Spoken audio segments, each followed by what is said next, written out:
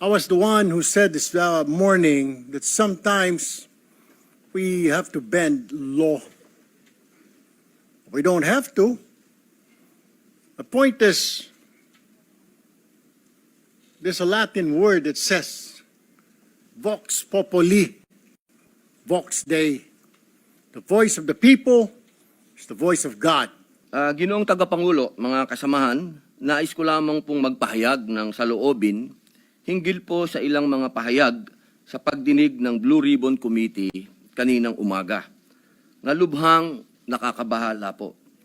Na tila nagpaparating na maari nating isang tabi ang umiiral na batas upang magbigay daan sa ikasisiya ng taong bayan.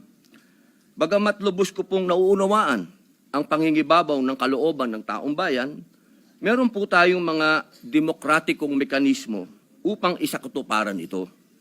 Isipin natin ang posibleng maging epekto nito sa ating mga komunidad, lalo na po sa mga lugar na matagal na pong pinagsisikapan itaguyod ang kapayapaan at kaayusan.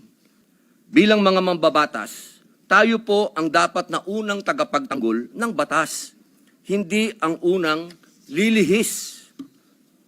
Hindi din natin dapat ipagsapalaran ang tiwala ng mamamayan sa ating mga institusyon at makibahagi sa pagpapalabo sa hangganan na tama at maling gawi sa tuwing may matinding suliranin na sumusubok sa ating diwa bilang isang nasyon.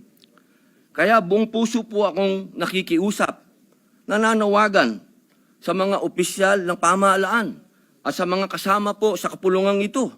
Hindi po pare-pareho ang sitwasyon natin. Hindi po pareho ang Luzon sa Visayas sa Mindanao. Meron po mga katulad natin na umiikot sa mga liblib na lugar at nagpapakilala po ng batas na dapat sundin.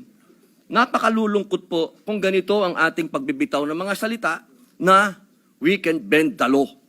Ipakita po natin na ang kalooban ng taong bayan ay maaaring maisakatuparan ng alinsunod sa balangkas na makaturungang pag-iiral ng batas. Kailangan po dumaan tayo sa proseso.